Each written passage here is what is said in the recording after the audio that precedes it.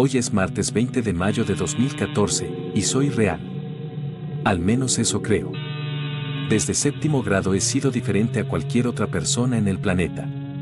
Tengo algo que no tiene nombre. Algo que me hace cuestionar la existencia misma de todo lo que me rodea. Lo llamo insomnium ambulat. En latín significa el paseo del sueño, y eso ni siquiera empieza a cubrirlo. De vez en cuando sueño, me duermo.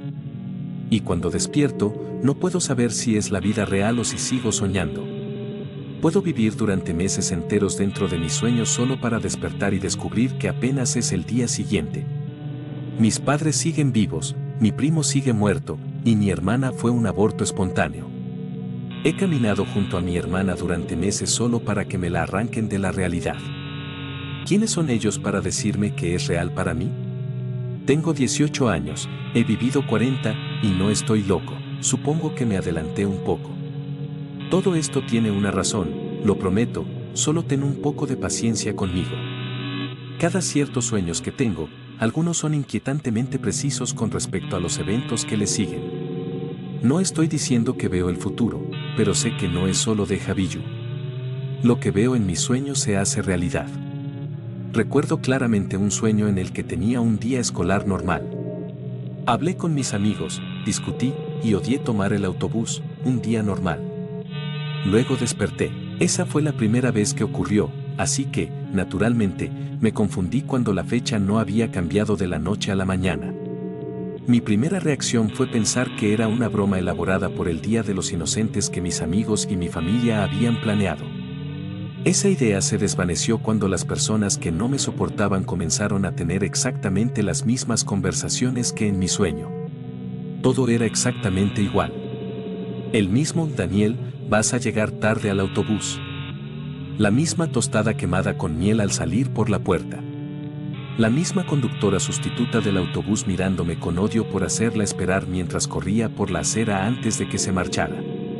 Las mismas conversaciones, lecciones, tareas olvidadas, almuerzo y viaje a casa. Obviamente estaba más que confundido. Lo que pensé que era una falla en mi cerebro se volvió una molestia constante y un miedo. No puedes decirme que lo que sentí, oí, vi y olí era falso solo porque tú no lo experimentaste. He tenido sueños normales. Sé cómo se sienten. Estos no son sueños normales, son mi vida. Todo lo que experimento en mis sueños se queda conmigo. Los doctores no podían entender por qué me dolía tanto la espalda. Después de todo, nunca fui atropellado por un tren. Mis maestros no podían comprender cómo podía olvidar tan seguido la tarea, no era como si la hubieran asignado hace meses. Viví mi vida en sueños más tiempo que en la vida real. ¿Vida real? ¿Quién define lo que es real? ¿Es real lo que las personas a tu alrededor experimentan? Si ese es el caso, ¿quién lo define para ellos? No, mi vida ocupó el lugar de mis sueños. Llegó a un punto en el que nunca sabía si estaba dormido o viviendo. Nunca sabía si lanzarme de cabeza por la ventana rompería mi cuello o simplemente me despertaría. Nunca sabía si realmente tenía una relación con mi mejor amigo. Demonios, ni siquiera sabía si mi mejor amigo era real o no. Quien había muerto, quien seguía vivo, quien nunca existió en absoluto, todo se mezclaba.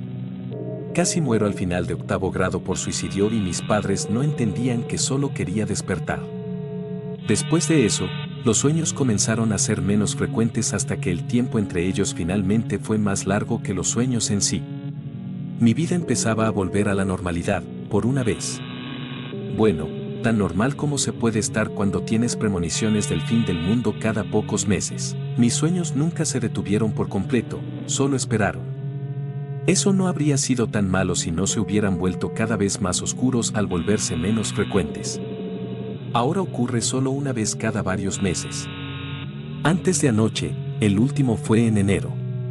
El día 15, si necesitas saberlo. Fue extraño, casi normal, pero con la sensación de que algo estaba a punto de suceder, un desastre que lo cambiaría todo. Este fue el sueño más largo y realista que he tenido jamás, así que tenía sentido que me sintiera más confundido que nunca cuando desperté y los últimos 20 años de mi vida nunca habían ocurrido. Lo que más me aterraba era que el desastre nunca ocurrió. Hubo cambios de líderes mundiales, altibajos económicos, por el amor de Dios, tenía 2 hijos. Toda mi vida había desaparecido y todos seguían como si nada hubiera pasado.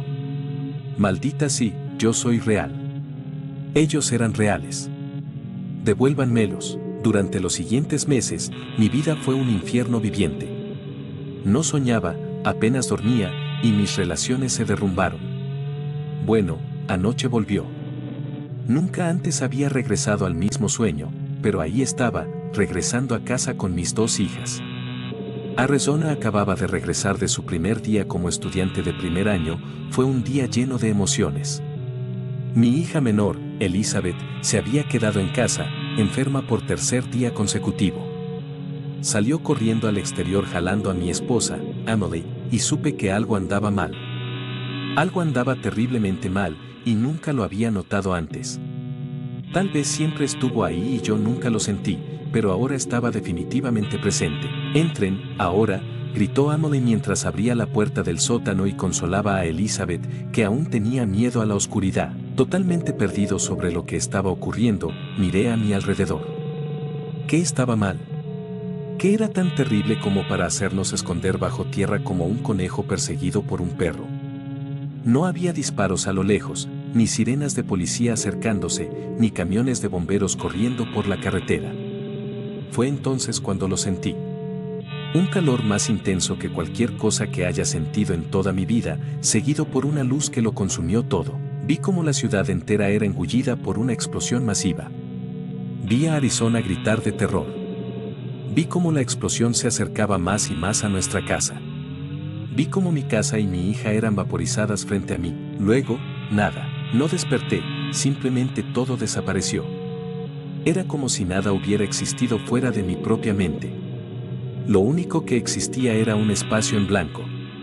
No un vacío o una oscuridad, simplemente una ausencia blanca de materia. Durante lo que pareció una eternidad, existí en esa nada, con solo el recuerdo de haberlo perdido todo acompañándome. Cuando finalmente desperté, solo era martes 20 de mayo de 2014, y soy real.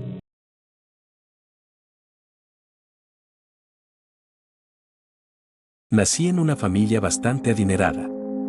Teníamos una casa grande, un patio trasero enorme y todas las demás necesidades que cualquier otra familia rica tendría en su hogar. Mi mamá y mi papá eran el estereotipo clásico de esposos ricos, siempre jugando tenis en el patio y bebiendo vino caro en copas de champán. Sin embargo, yo odiaba el estilo de vida lujoso que me era impuesto de forma tan antinatural. Siempre debía usar ropa cara, mantener la cabeza bien recortada y soportar las reuniones que mis padres organizaban con tanto entusiasmo. Tampoco tuve muchos amigos. Mis padres siempre intentaban presentarme con los niños pretenciosos de al lado o con los chicos bien educados de las escuelas privadas que tanto detestaba. Tommy, la única persona con la que realmente me gustaba estar, era como yo, solo que más perturbado. Tommy viene de una familia menos afortunada que la mía, así que rara vez lo veía debido a la desconfianza de mis padres hacia su entorno. Sin embargo, las pocas veces que he ido a su casa fueron increíbles. Casi nunca estábamos dentro, siempre salíamos a buscar lugares para patinar o hacer cualquier otra cosa al aire libre. Pero lo mejor de ir a su casa era que vive justo al lado de un lago, el lago Creator, para ser exactos. Según lo que me contó Tommy, es un lago muy grande y muy antiguo, y por eso siempre intentaba asustarme con leyendas urbanas relacionadas con él. Fui a su casa hace un par de días y estaba lloviendo, así que su madre nos hizo quedarnos dentro. Me emocioné porque eso significaba que podía jugar videojuegos que mi mamá probablemente desaprobaría. Pero Tommy tenía otros planes. Como a las 2 de la madrugada, nos escapamos y fuimos al lago, llevando solo un par de mantas y unas linternas con baterías extra, por si acaso. Para cuando llegamos, la lluvia ya había parado, aunque una densa niebla cubría el lago, ahora en calma. Mientras instalábamos las cosas, Tommy empezó a contarme otra leyenda urbana sobre el lago, aunque esta parecía más siniestra. Intentó convencerme de que cada domingo, exactamente a las 3:33 de la mañana, se llevaba a cabo un ritual en la orilla este del lago. Un culto conocido por pocos como los post-mortem quemaba en la cruz a miembros de la alta sociedad y esparcía sus cenizas en el lago como vínculo sacrificial. Me quedé dormido al final del retorcido cuento de horror de Tommy, solo para que mi mente subconsciente creara algo verdaderamente malvado. Por la codicia de tu prójimo se cernirá la sombra sobre la naturaleza distópica del estado presente, se repetía una y otra vez en mi cabeza con la voz ronca de lo que parecía una anciana. De pronto, algo me levantaba. Algo que mi mente no me permitía ver. Subía cada vez más hasta que finalmente me detuve. Mis brazos estaban extendidos en posición horizontal y mis pies colocados en forma doblada. Miré hacia abajo y noté que me sangraba la nariz. Llevé mi mano al rostro para limpiarme la sangre, pero no había nada. Solo parecía gotear de la nada. Mi cabeza fue echada hacia atrás, revelando un cielo negro, y de él cayó agua. Pero no era agua de lluvia clara, sino un agua marrón, turbia. El agua me golpeó y se quedó allí. Agitaba los brazos y las piernas intentando respirar. De pronto, fui soltado desde el cielo, cayendo y cayendo durante lo que parecieron horas. Finalmente, golpeé el suelo, lo que me despertó de mi incómodo sueño. Me cegaban varias luces brillantes que iluminaban el área a mi alrededor, revelando docenas de figuras encapuchadas de negro. Intenté levantarme, pero mis brazos estaban atados a los lados izquierdo y derecho de una cruz de madera, al igual que mis pies en la parte inferior. 3 figuras se acercaron, colocaron una caja frente a mí y luego regresaron rápidamente a sus filas. Un sonido tenue de tambores se escuchaba a lo lejos, y poco a poco se hacía más fuerte hasta que pude ver quién lo hacía. 4 figuras encapuchadas marchaban en línea tocando los tambores al unísono. Detrás de ellos, otras 4 figuras llevaban lo que parecía un trono. En el trono estaba sentado un ser bastante alto, vestido completamente de rojo carmesí desde el cuello hacia abajo, con una capucha negra que cubría su rostro. Colocaron el trono en el suelo, a solo unos metros de mí. El hombre de rojo se levantó y caminó lentamente hacia mí, acercando su rostro al mío y lamiéndome la mejilla.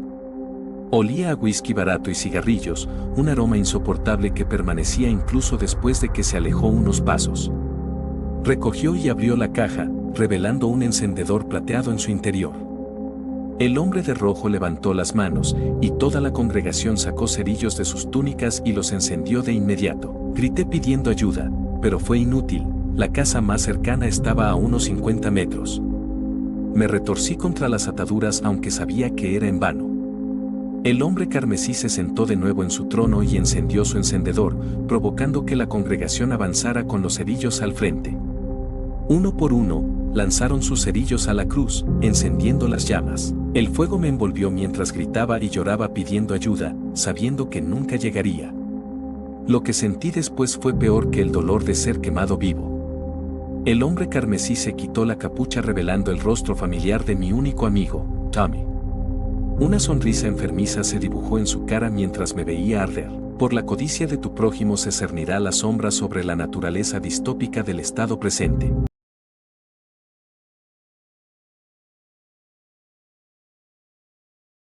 Esta misma tarde, estaba navegando por /X/, buscando un hilo de creepypastas, cuando encontré un ritual en particular.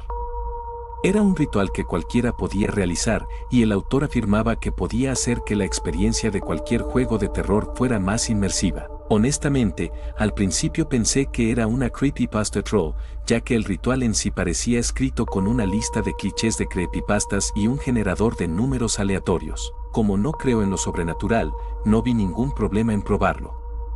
Pensé que, si un placebo puede tener un efecto en el usuario al hacer que lo espere, tal vez este ritual me ayudaría a poner mi mente en el estado adecuado para un juego de terror de supervivencia. Por razones que serán obvias más adelante, no diré cuál fue el ritual, pero lo realicé esa misma noche. Cuando no me provocó un escalofrío ni me hizo escuchar susurros ni nada sobrenatural, decidí buscar emociones fuertes jugando mi juego de terror de supervivencia indie favorito, Project Zomboid. Elegí jugar en modo sandbox. Escogí la profesión de policía. Luego tomé los rasgos negativos propenso a enfermedades y apetito voraz. Esos rasgos negativos me dieron suficientes puntos para elegir el rasgo positivo fuerte. Mientras el mapa y los objetos del juego cargaban en segundo plano, no le di importancia al texto inicial. Estos son los tiempos finales. No había esperanza de supervivencia. Así es como moriste. El juego comenzó como cualquier otro. Estaba en una casa genérica de 2 pisos en el lado sureste del condado de Knox. Al registrar minuciosamente el lugar, no encontré armas, solo comida suficiente para aproximadamente una semana y una botella de antidepresivos. Eso no era suficiente, tenía que buscar un arma. Sin mirar por la ventana, abrí la puerta principal. Me recibió el acorde de susto habitual que el juego reproduce cuando el jugador se asusta, al encontrarme cara a cara con un zombie que estaba esperando afuera. Habiendo jugado este juego antes, había estado en esta situación varias veces, así que cerré la puerta de inmediato y hice que mi personaje tomara un antidepresivo para calmar sus nervios. Parecía que mi imaginación me estaba jugando una mala pasada, pero pensé que el acorde de susto sonó más fuerte de lo habitual y que ese zombie ocupaba más de mi campo de visión de lo que debería. Debido al zombie, salir dejó de parecer una buena idea, así que revisé cada armario de la casa en busca de armas. Mientras mi avatar se volvía somnoliento, no encontré ni siquiera un martillo, así que subí al segundo piso y me fui a dormir, esperando que el zombie perdiera el interés y se fuera. Había algo extraño en el mensaje de ¿quieres ir a dormir?, pero no pude identificar qué era. Cuando desperté, aquí es donde las cosas comenzaron a ponerse realmente extrañas. Debido a mi rasgo de apetito voraz, desperté hambriento. Mi personaje tendría que esperar, ya que me di cuenta de lo hambriento que estaba en la vida real. Esperaba pausar el juego y tomar un refrigerio, pero fue entonces cuando noté que era lo que había estado ligeramente extraño cuando intenté dormir. El juego se negaba a pausar. El botón de pausa no aparecía en la interfaz, el juego no se pausó cuando me preparaba para dormir como suele hacerlo, y hacer clic donde debería estar el botón no hacía nada. En este punto, las cosas se estaban poniendo demasiado raras, estaba el ritual que realicé, luego el susto del zombie fue realmente aterrador, después me dio hambre en la vida real cuando mi avatar tuvo hambre, y ahora el juego se negaba a pausar. Aunque estas cosas eran inquietantes, había explicaciones razonables para cada una. El ritual tuvo un efecto placebo, lo que me hizo pensar que el susto fue peor de lo que realmente fue. Tenía hambre todo el tiempo, pero no lo noté hasta que el juego mencionó comida. Y ahora, el juego no se pausa, pero está en pre-alfa, así que es normal que haya errores. Solo estaba cansado y dejaba que mi mente me jugara trucos. Todo lo que necesitaba hacer era apagar el juego y dormir. Pero mientras ponía el ratón sobre la X para cerrar, me pregunté, si mi peor escenario es cierto, y tengo que compartir el destino de mi personaje, ¿qué pasa si apago el juego? En este punto, estaba temblando, así que minimicé Project Zomboid y comencé a escribir este documento para calmarme. Solo ayudó un poco. Después de los primeros párrafos, noté algo que había estado molestándome en el fondo de mi mente todo el tiempo. Ese zombie había estado golpeando mi puerta principal todo este tiempo. Revisé la salud de la puerta, 2/5. Corrí a la cocina y comí rápidamente, ya que necesitaba el estómago lleno para lo que planeaba. Luego tomé un antidepresivo y revisé la puerta, 1/5. Había estado en esta situación y sobrevivido antes. Sabía qué hacer. La puerta se rompió cuando 3 zombies entraron tambaleándose en la casa. Me pegué a una pared, intentando alejarlos hacia un lado del pasillo, y luego usé el espacio abierto del otro lado para salir corriendo por la puerta principal. En la acera, me entró el pánico de nuevo al ver unos 10 zombies más a mi derecha. No me habían notado, pero no iba a esperar a que lo hicieran. Corrí hacia la izquierda. Corrí hasta el final de la manzana, buscando cualquier lugar donde pudiera esconderme. Todas las puertas de todas las casas estaban cerradas, como si el generador de números aleatorios estuviera jugando conmigo. Mientras seguía corriendo, estaba sudando e incluso jadeando. Los zombies salpicaban las calles, extendiendo sus brazos hacia mí mientras me abalanzaba por las partes menos densas de las multitudes. Mis piernas comenzaron a acalambrarse mientras mi personaje se ralentizaba y se quedaba sin aliento. Creo que comencé a oler algo horrible, como una mezcla de podredumbre y sangre, mientras le daba toda mi atención al juego. Realmente necesitaba levantarme. Estar sentado en esa posición tensa me estaba causando dolor. Al pasar junto a un zombie, tuve que soltar el ratón, ya que un pinchazo de dolor me recorrió la mano. No me había dado cuenta de lo fuerte que había estado sosteniendo el ratón. Sacudiendo la mano débilmente mientras intentaba relajar el uso del ratón, finalmente vi un edificio desbloqueado. Corrí directamente hacia el interior de la casa, hasta el dormitorio del segundo piso, olvidando revisar si había zombies dentro. Al menos el algoritmo de generación de zombies finalmente estaba teniendo piedad de mí. Exhausto por todo el correr y el pánico, finalmente me fui a dormir. Desperté al mediodía y miré por la ventana para descubrir que los zombies que me perseguían no me habían seguido hasta esta nueva casa. La nevera estaba llena de pollo y salmón, un armario tenía un hacha de bombero y hasta había una escopeta, pero sin munición.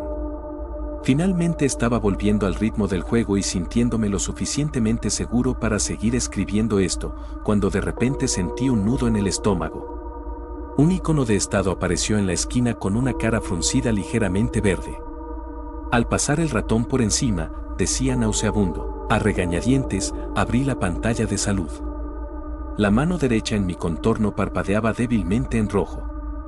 Al pasar el cursor por encima, decía, mano derecha, arañada. Sigo siendo escéptico, ojo. Todo lo que me ha estado pasando tiene una explicación razonable. Escéptico o místico, no pasará mucho tiempo antes de que descubra si estoy en lo cierto o no. Cuando era más joven, alrededor de los 9 años, tenía un amigo llamado Adam. Él y yo íbamos a la escuela secundaria en Brooklyn y nos hicimos amigos porque compartíamos muchos intereses y clases. Sin embargo, era difícil quedar, porque Adam vivía en Manhattan.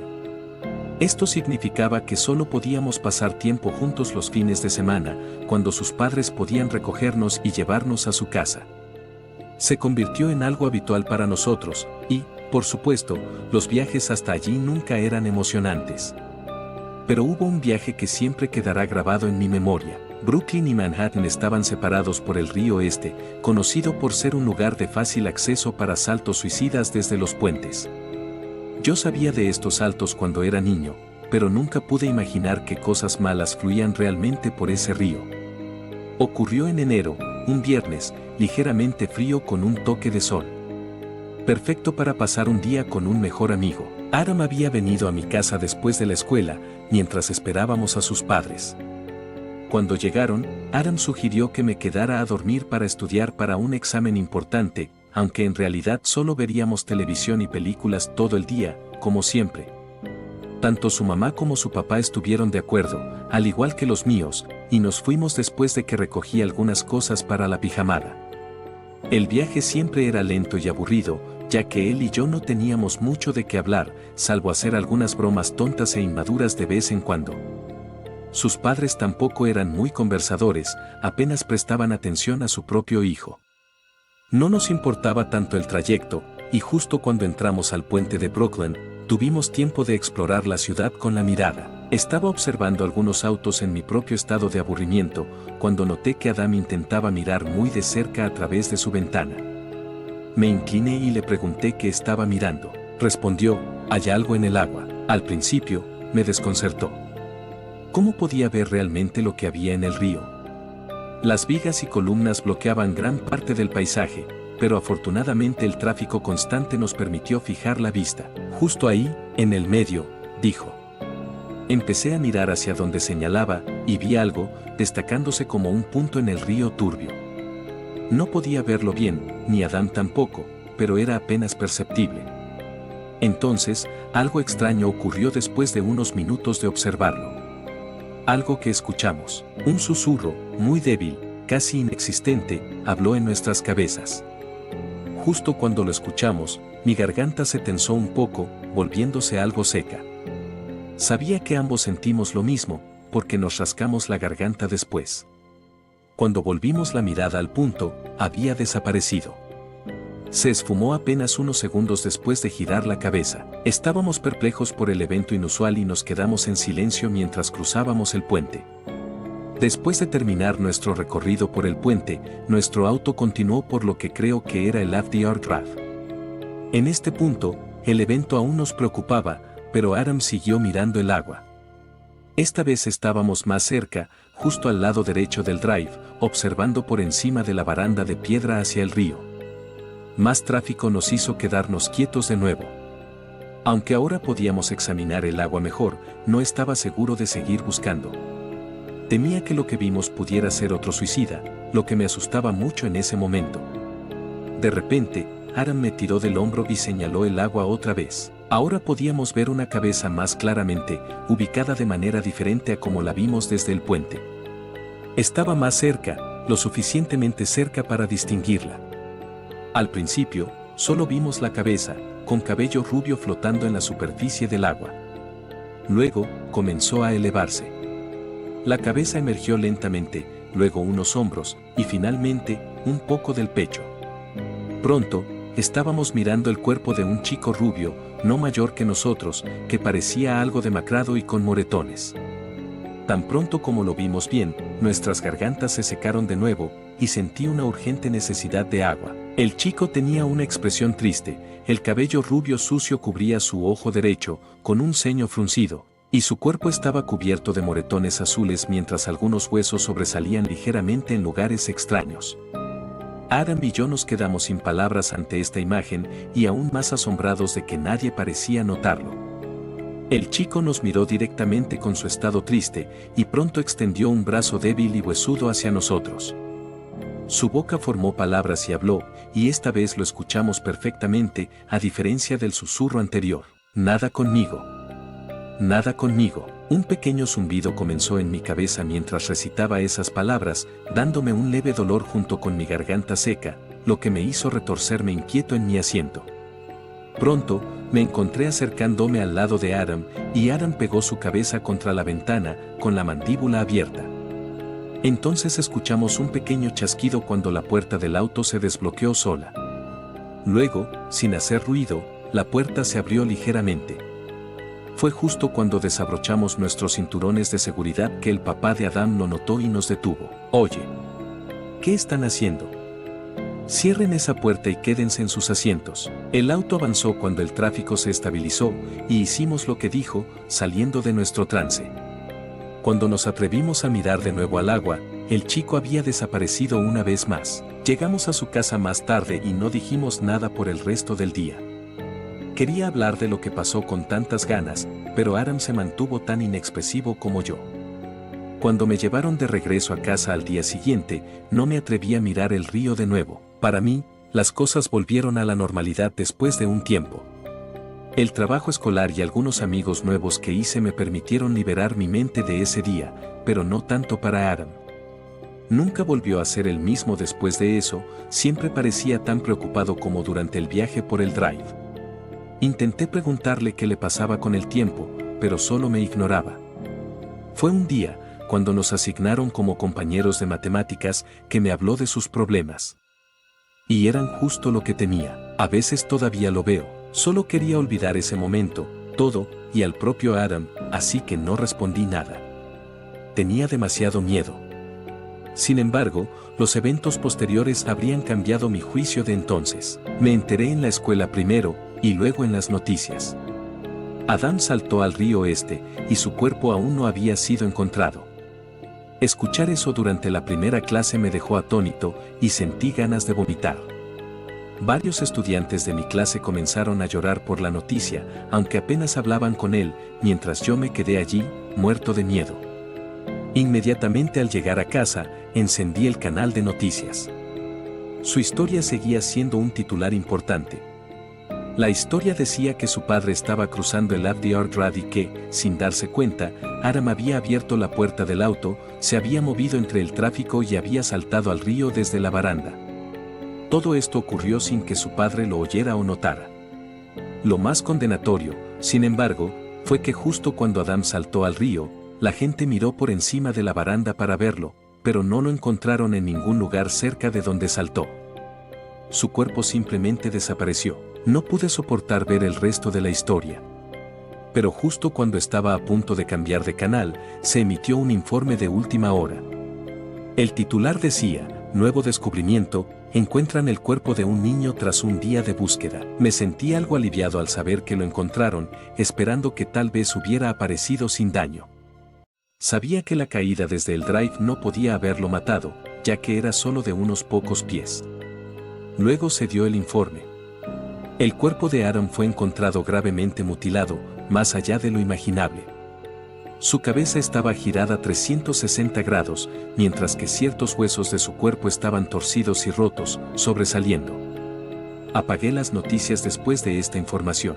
Durante muchos años, nunca hablé de esto ni del evento que viví con Adam en el trayecto. Quienquiera o lo que fuera que estaba en el río tuvo algo que ver, no tenía dudas al respecto. Cruzar el puente después de eso sería para siempre una experiencia inquietante para mí. Sin embargo, algo me atrajo de nuevo. Ya fuera pura curiosidad o estupidez, me llevó a emprender una búsqueda en el puente. Investigué más a fondo sobre la historia de los suicidios en los puentes, pero nunca encontré algo más allá de lo que ya sabía. La idea de mirar al agua cruzó mi mente, y aunque realmente traté de convencerme de no hacerlo, no podía soportar no saber la razón detrás de todo lo que ocurrió.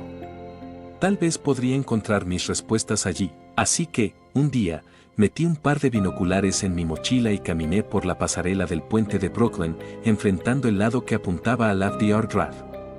Cuando no pasaba nadie, echaba vistazos rápidos al río, buscando desesperadamente algo. Sin suerte durante las primeras horas, y pronto la luz del día comenzó a desvanecerse. El atardecer estaba en pleno apogeo, y estaba listo para dar por terminado el día, sintiéndome algo aliviado de no haber visto nada. Justo antes de irme, y mientras tenía más espacio, eché un último vistazo con los binoculares. Una pequeña cabeza apareció en el medio del río. La cabeza era aproximadamente del mismo tamaño que la del chico rubio de antes, pero esta vez con cabello castaño. Me quedé inmóvil y temblé ante la visión. Tal vez esta vez es un suicida real. Pensé sin esperanza, no hubo tal suerte. En cuestión de segundos, la cabeza emergió del agua y miró en mi dirección. Algo me perturbó aún más que la primera experiencia. La cabeza estaba al revés, mientras el pecho estaba de frente hacia mí. La cabeza se giró de repente tras un movimiento estremecedor. Era Adam. Mi garganta se tensó, y el zumbido comenzó. No podía apartar los ojos de él. Me habló en un susurro, nada conmigo, pero no estaba pronunciando esas palabras. El cuerpo de Adam solo hizo dos movimientos con la boca, que no coincidían con el susurro. Intenté descifrar qué estaba diciendo realmente, y entonces lo entendí. Ayúdame. Mi garganta seca dolía aún más mientras el zumbido seguía su ritmo. No podía soportarlo mucho más, sentía que mi mente estaba siendo lentamente triturada por un rallador de queso. De repente, más cuerpos aparecieron alrededor de Adam. Hombres, mujeres, niños. Nada conmigo. Nada conmigo. El susurro se convirtió en un gemido, el gemido en una voz, la voz en una multitud. Examiné a cada persona y ninguna parecía decir lo que sonaba. Ahora podía escuchar pequeños susurros. Por favor, ayuda, aquí abajo, no puedo respirar. Asfixiándome. Pronto, noté que formaban un círculo, todos centrados alrededor de el chico rubio. El cuerpo del chico rubio estaba ahora un poco más alto desde la superficie del agua, pero su mitad inferior parecía más negra y ahora menos humana. Su cabello, antes rubio, estaba cubierto de escombros de tierra roja y lodo, y apenas se podían distinguir sus raíces. Lo que más me asustó fue su rostro.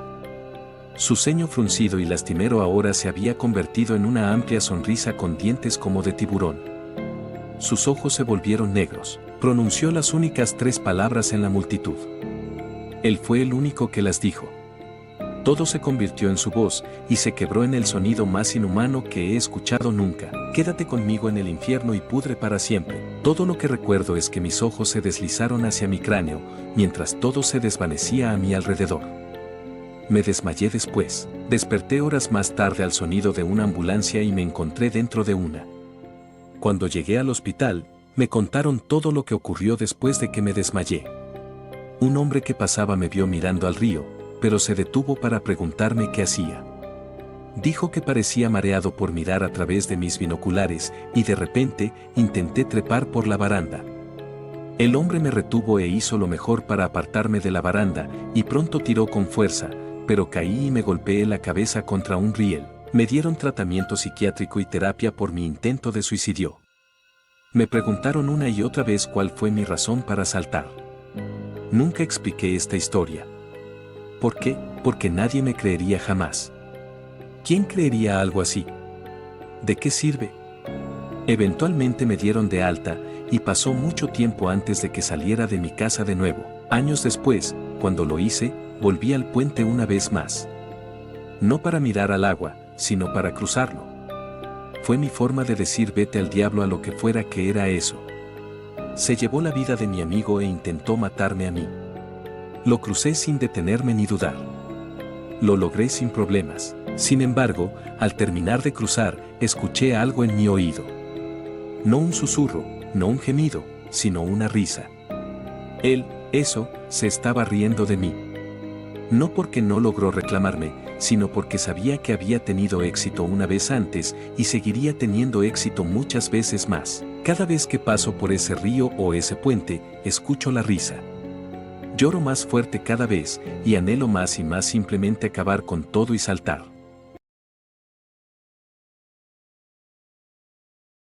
Sé que mucha gente piensa que ser influencer es todo glamour, recepciones, selfies a la hora dorada y viajes pagados. Y por un tiempo, lo fue. Pero nadie te dice que cuando te muestras demasiado, alguien más también está viendo demasiado. Siempre fui cuidadosa. Nunca publiqué el nombre de una calle, nunca marqué una ubicación en tiempo real, incluso ocultaba el número de la casa en las historias. Tenía paranoia digital, o eso creía. Hasta que él apareció. Todo comenzó con un perfil genérico, @bejo_voce_247. Comentó en una foto mía en el balcón. Este look combinó con el vestido lila de ayer. La pared amarilla resaltó el contraste, pero no publiqué el look de ayer. Ni historias. Nada. Ese vestido lo usé en casa, en el dormitorio, para probarme una prenda nueva. Me sentí incómoda. Pero lo bloqueé. Hice historias riendo, chicos, cada comentario loco que aparece. 2 días después, otro perfil, @nao_pisque. La misma foto de stock. Ese maldito hombre sonriendo con una taza. El comentario, el azul de tu blusa resalta tus ojos cuando abres la ventana de la cocina para mirar la calle. Pero ten cuidado, a los vecinos podría no gustarles la vista que das. Se me puso la piel de gallina. Me detuve. En serio. La noche anterior había abierto la ventana de la cocina para fumar. Un cigarro nervioso, escondido, que no le muestro a nadie. Ni a mi madre. Ni a mi audiencia. Y nadie del edificio de enfrente podía ver la ventana de mi cocina. A menos que estuviera en el terreno baldío de al lado. Donde no hay luz. Donde nadie se queda, o donde alguien espera. Empecé a recibir mensajes directos. Frases como, la entrega de ayer llegó tarde, ¿verdad? ¿Todavía dejas la llave de repuesto en la maceta de helecho en el pasillo? Sigues hablando en sueños. Lo que dijiste ayer es hermoso, déjame en paz, punto. Casi vomité al leer eso. Comencé a vivir enclaustrada. Cambié las contraseñas. Contraté a un amigo hacker para rastrear la IP, nada. Usé una VPN, creé una cuenta nueva, eliminé las demás. Dejé de salir. Me alejé incluso de mis amigos más cercanos. Una noche, fui a ducharme y el espejo del baño estaba empañado desde el interior. Como si alguien hubiera respirado allí antes que yo. Pero vivo sola. Sola. Siempre dejo la toalla en el mismo lugar, y estaba mojada. Y la pasta de dientes, que mantengo cerrada, estaba abierta. Empecé a pensar que me estaba volviendo loca. Mi terapeuta dijo que podía ser estrés, agotamiento, colapso de identidad. Pero, ¿cómo explica lo de la cámara? Sí, puse una cámara oculta en la habitación, solo para estar segura. Y en un video de medianoche, lo vi. Alguien entró por la puerta principal. Mi puerta. No la forzó. La abrió con una llave. Fue a la cocina. Golpeó el vaso del refrigerador. Como si lo supiera. Y antes de irse, se giró hacia la cámara e hizo el gesto de silencio, un dedo frente a la boca.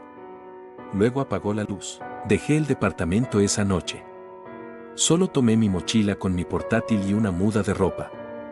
Fui a casa de mi madre, en otra ciudad. Desactivé todo. Estuve desconectada por casi 2 meses, hasta ayer. Mi terapeuta sugirió que intentara empezar de nuevo, publicando solo para mí, en un perfil privado. Lo hice. Una cuenta nueva. 0 seguidores. Sin seguir a nadie. Publiqué una foto de mi desayuno, solo un pan y una taza de té. Nada más. 10 minutos después, @bejo-voce-247 de Aolac. Comentó, qué bueno verte comiendo mejor. La terapia te hizo bien. Pero el té de manzanilla con miel es nuevo, ¿verdad? Nunca tomaste miel, sabía el sabor, sabía lo de la miel, empecé a temblar. Mi madre me preguntó si todo estaba bien. Mentí. Pero cuando fui a tomar mi celular para borrar la publicación, vi una notificación de la cámara que aún estaba activa en mi departamento. Hice clic, un hombre estaba sentado en el sofá. El mismo hombre de la cámara. Sosteniendo mi camiseta. Y a su lado, en el suelo, estaba mi gato, pero juro que me llevé al gato conmigo. Lo juro por Dios. Fui a la habitación. Llamé. Nada, corrí por toda la casa. Ninguna señal. Y entonces el celular vibró. Mensaje directo, de @bejo-voce-247, te extrañó. Solo vino a visitarme. Volverá. Pero tú, no debiste irte. Lo bloqueé. Lo denuncié. Llamé a la policía. Fueron a mi departamento, no había nada. Ni hombre. Ni gato. Solo una nota escrita con letras recortadas. Te ves más hermosa en persona.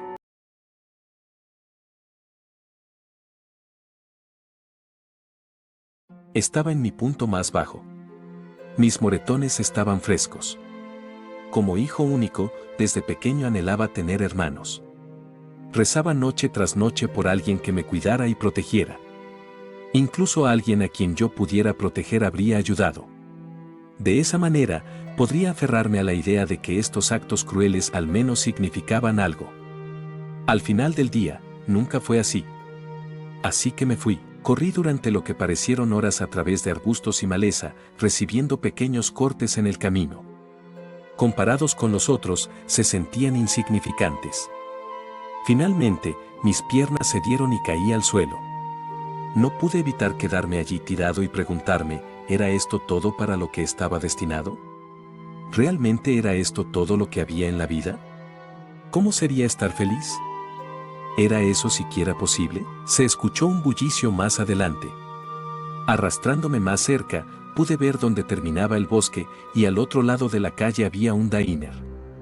Agarrándome del árbol más cercano y aferrándome a él, me levanté con una pierna, luego con la otra. Avanza, me dije a mí mismo. Fuera del diner, nadie me prestó atención. Estaban demasiado ocupados disfrutando. Abriéndome paso entre la multitud, llegué a la parte trasera. Mis piernas temblaban y necesitaba descansar. Me recosté contra la pared trasera del edificio, hundí la cabeza entre las rodillas y sollocé. ¿Qué haces aquí atrás, pequeño?, preguntó un hombre. Levanté la cabeza. Nunca había visto a alguien como él. Tenía patillas negras largas que conducían a una melena de león oscura con un poco de gris en la parte inferior de su rostro. Era bajo y robusto, vestido completamente de negro excepto por una camisa blanca ajustada debajo de su abrigo. Tenía cejas grandes y pobladas y parecía faltarle algunos dientes. ¿Y a ti qué te importa?, respondí en voz baja, volviendo a bajar la cabeza. Había algo extraño en este tipo. Me ponía nervioso. Pareces un poco decaído, eso es todo. Pensé que podría ayudarte, dijo. Nadie puede ayudarme, ¿qué podía hacer este tipo? No sabía nada de mí. Ah, ¿no? ¿Y si tuviera un poco de felicidad para compartir? Mis ojos se alzaron para encontrar los suyos. ¿Qué quieres decir con felicidad?, pregunté. Él sonrió. Verás, pequeño, hago tratos con la gente. Les doy felicidad a cambio de favores. ¿Te interesa? Quise saber cuál era el trampa. Me explicó que había algunas condiciones que cumplir. A cambio de esta felicidad, le debería un favor. Un favor que estaría obligado a cumplir. No sería nada violento ni sexual hacia mí, y siempre sería algo que yo fuera capaz de hacer. Podía volver a él por felicidad tantas veces como quisiera. Mientras pudiera encontrarlo, nunca me rechazaría. Siempre me daría la misma cantidad de felicidad, a menos que pidiera explícitamente más. Si lo hacía, me costaría favores adicionales. Por último, nunca podía contarle a nadie sobre nuestro trato. «¿Tienes un trato, señor?», dije, extendiendo mi mano. Él sonrió y la estrechó. Instantáneamente, sentí una oleada de algo que nunca había experimentado antes. Fue como si mis cicatrices se hubieran desvanecido y mi mente se hubiera liberado. ¿Así se siente estar feliz? Mi reflejo lo mostraba, la brillante sonrisa en mi rostro era algo que nunca había visto antes. La vida había vuelto a mis ojos. Miré al hombre y le pregunté, «¿Qué te debo, señor?». Sonrió y me dijo que disfrutara. Así lo hice. Me uní a los clientes fuera del diner y comencé a charlar con ellos. Nos conectamos y reímos toda la noche. Sin duda, fue la mejor noche de mi vida hasta ese momento. Desperté la mañana siguiente en un suave parche de césped y aún me sentía genial. El mundo era mío. Me acerqué al gerente del diner y pedí un trabajo.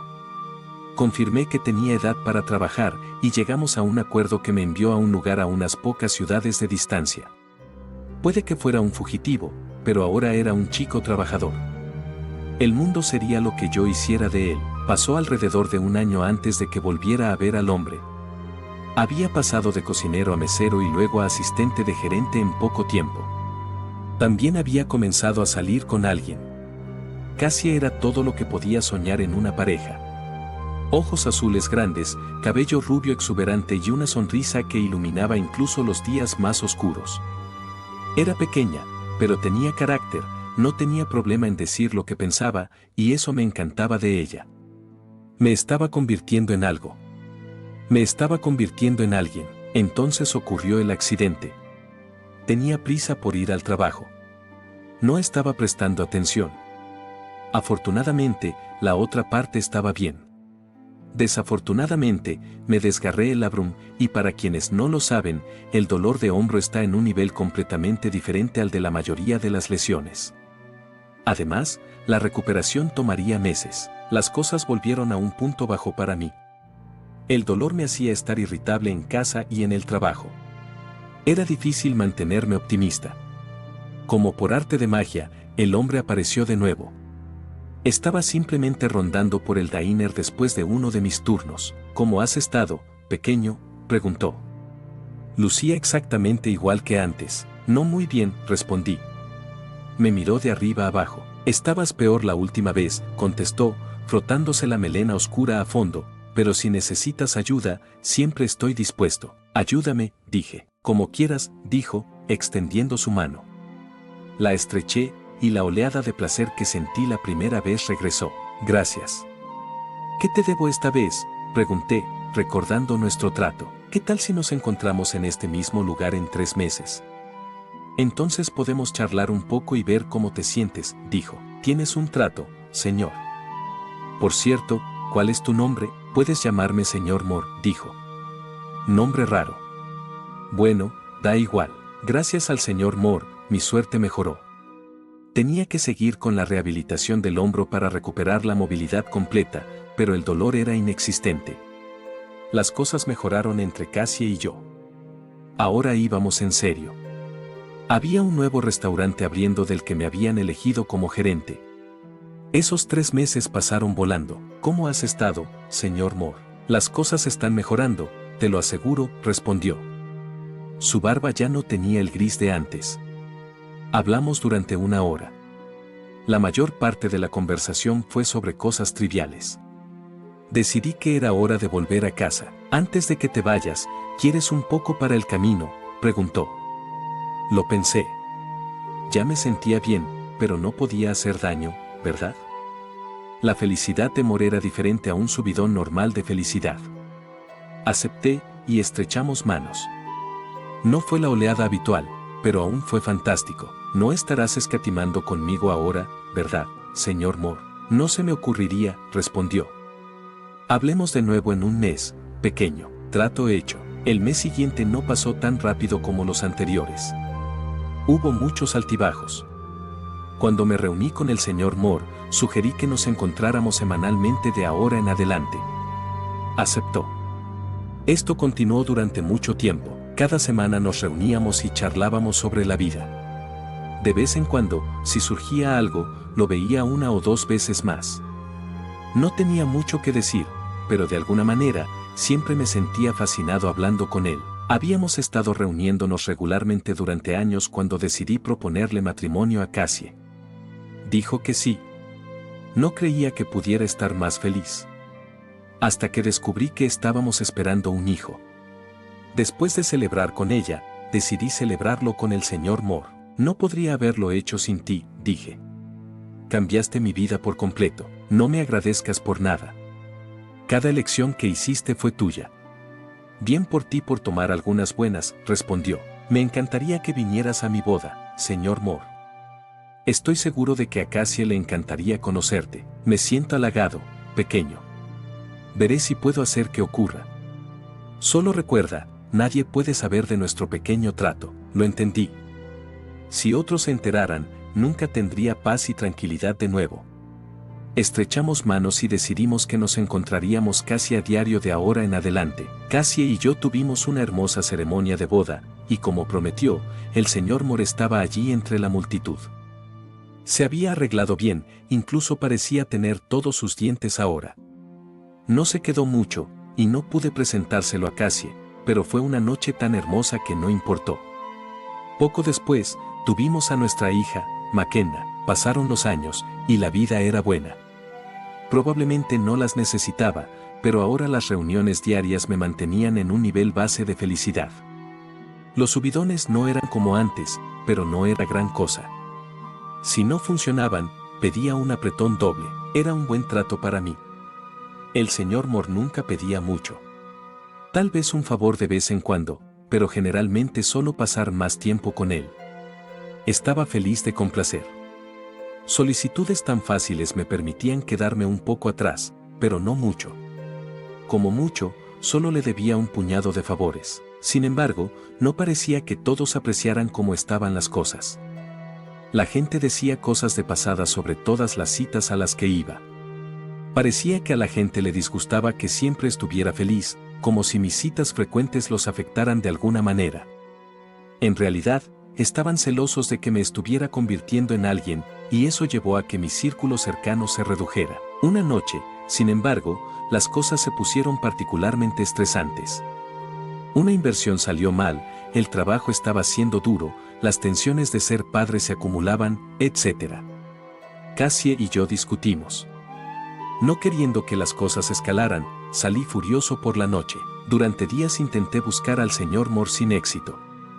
Cada día sentía que mis niveles de estrés alcanzaban un nuevo máximo. Me sentía mareado y con náuseas a diario. Los compañeros de trabajo notaron que me veía algo demacrado. Después de 4 días de búsqueda, pude encontrarlo. Parecía haber rejuvenecido 10 años desde el día que lo conocí. De inmediato, estreché su mano, y todo se sintió mejor. Le conté sobre nuestra pelea y cómo sentía que Cassie me había invalidado. Solo necesitaba desahogarme. Me siento mucho mejor ahora. Te veré en nuestra reunión habitual mañana, dije. Espera un momento, pequeño. Cassie te puso en esta posición, ¿verdad? Quiero que la golpees bien por mí. Solo un poco de venganza. Enséñale a respetarte, respondió. Nunca me había pedido hacer algo como esto antes, no me atrevería. Amo a Cassie. Ambos dijimos cosas de las que nos arrepentimos y yo tengo tanta culpa como ella por nuestra pelea, respondí. Negó con la cabeza. No estaba pidiéndotelo, dijo. Me niego. Eso no es un favor, repliqué. Ya veremos, y con eso, se fue. No creo que hubiera tenido verdadero miedo del señor Moore hasta ese momento. Esta experiencia me horrorizó y regresé a casa de inmediato. Necesitaba arreglar las cosas entre nosotros. La encontré en la cocina. Cariño, lo siento mucho por lo de antes, yo. Antes de que pudiera terminar, mi brazo se extendió y la golpeó en la cara. Sus ojos se abrieron de par en par y ambos nos quedamos en silencio por un momento. Ella se apartó de mí, frotándose la mejilla. No podía creerlo. Mi brazo había actuado por su cuenta, como si no tuviera poder para detenerlo. Cassie, juro por Dios que no quise hacer eso. Nunca lo haría. Fue un accidente, por favor, Cassie, te amo. No pudo responder. Simplemente salió de la habitación y subió las escaleras. Me quedé en el sofá toda la noche. En un momento, me miré en el espejo y noté bolsas oscuras y profundas bajo mis ojos. Mi piel estaba pálida, tantas preguntas flotaban en mi mente. ¿Cómo podía arreglar esto? ¿Me perdonaría alguna vez? ¿Cómo pasó esto? ¿Qué me había hecho el señor Moore? ¿Qué más podía obligarme a hacer? Tenía miedo, pero necesitaba averiguarlo. Fui a buscar al señor Moore. No pude encontrarlo de inmediato. Cada día, iba a nuestro lugar y esperaba. Cada día, la culpa por mis acciones me consumía, y me enfermé. Finalmente, después de 2 semanas, regresó. Le dije lo que pensaba. ¿Cómo pudiste? Me obligaste a golpear a mi esposa, dije, con la cara roja y los puños apretados. Has cruzado una línea. Hemos terminado. Me miró de arriba abajo. Al levantar su brazo, me hizo retroceder. Sabía que ahora le tenía miedo. No tan rápido, pequeño. Todavía me debes, respondió, recostándose y poniendo sus piernas sobre la mesa frente a él. Se veía más delgado de lo habitual. Bien, dejemos las cosas claras ahora mismo. No sé qué poder tienes sobre mí, pero esto termina hoy. Lo siento, pequeño, hacemos las cosas a mi manera. Después de todo lo que he hecho por ti, ¿así me pagas? Ni hablar, ¿o qué? O la próxima persona que golpees no será Cassie, dijo, sus ojos llenos de malicia. No te atreverías. Deja a mi hija fuera de esto, grité. Quizás necesitemos calmarnos un poco. Hoy no es el día en que esto termina. Ahora vete. Antes de que pudiera protestar, mis piernas comenzaron a moverse solas. No se detuvieron hasta que llegué a casa. Cuando llegué, estaba destrozado. Mi cuerpo se sentía como un desastre. Mi cabeza me mataba y constantemente sentía ganas de vomitar. Casi apenas me hablaba, y cuando lo hacía, solía ser sobre lo delgado que me había puesto. Sentirme constantemente agotado y al borde del colapso no ayudó en mi búsqueda de perdón de Cassie. Mis esfuerzos se debilitaron y finalmente cesaron. Básicamente dejamos de interactuar, salvo para fingir por McKenna. Cada aspecto de mi rutina diaria se había vuelto miserable. Evité reunirme con Moore los siguientes días. Todo seguía empeorando. La falta de intimidad con Cassie me desvió, y debido al estado en que estaba, no cubrí bien mis huellas. Ella explotó cuando encontró ropa interior de otra mujer en nuestro dormitorio. Ya no podíamos compartir una habitación. Mi cuerpo dolía con cada movimiento, y mi estómago estaba en nudos cuando estaba quieto. La depresión se instalaba, y me estaba desesperando, así que volví a reunirme con Moore e intenté estrechar su mano. Dudó. Le dije que no podía negarme. Pide disculpas, dijo. Como el cobarde que soy, lo hice. Necesitaba su poder. Se frotó la barbilla. Ahora suplícame, pequeño, resopló. Lo hice, y cedió. No me hizo feliz, pero disminuyó el dolor. Me dio el coraje para intentar arreglar las cosas con Cassie una última vez. No funcionó, y ella me dejó. Se llevó a McKenna. Me odiaba con cada fibra de mi ser. Perdí a mi esposa. Me quitaron a mi hija. No tenía familia. Ya había alejado a mis amigos. Lo único que mantenía a raya mi miseria eran los apretones de manos. Incluso esos no funcionaban como antes. Moore me hacía suplicarle para conseguirlos, también. Era humillante, y aún así hacía lo que decía, a veces varias veces en la misma sesión. Ahora necesitaba amor solo para pasar el día. Cualquier cita perdida podía ser mi fin. Él tenía el control total. Las semanas solo se convirtieron en meses. Extrañaba terriblemente a Cassie y a McKenna. Este fue el punto más bajo de mi vida. En mi cumpleaños recibí un paquete. Era de Cassie. Mis ojos se iluminaron. Tal vez, solo tal vez, no lo había perdido todo. Eran los papeles de divorcio. Ese fue el colmo para mí. Sin importar mis miedos o lo que pudiera hacerme, el señor Moore necesitaba pagar. Me miré largo rato en el espejo esa noche. Apenas me reconocía. El hombre que me devolvía la mirada estaba desaliñado y parecía hambriento. Mi tez pálida era fantasmal, y mis ojos cansados parecían haber olvidado que era dormir. Esto tenía que cambiar. Me propuse encontrarme con el señor Moore al día siguiente. Ahí estaba en nuestro lugar habitual, con los pies sobre la mesa, sonriendo, como si la vida fuera fácil. Era exasperante. Me quitaste todo, grité. Negó con la cabeza. No, pequeño. Todo lo que siempre quisiste estaba frente a ti. Tenías felicidad real todo el tiempo y podrías haberte ido en cualquier momento. Sin embargo, elegiste seguir volviendo a mí. No tomé nada. Lo diste todo voluntariamente. No, eso no es verdad. Me manipulaste, tal vez sí. Tal vez no. Ya no importa. Cada vez que estrechamos manos, me diste más de ti mismo. Cada vez me hice más fuerte y gané más poder sobre ti. Si hubieras parado al principio, las cosas podrían haber sido diferentes. Pero ahora estoy en control total. No queda nada de ti, te expondré. Le contaré a todos sobre nuestro trato. No, pequeño, no lo harás. Eso fue parte del acuerdo.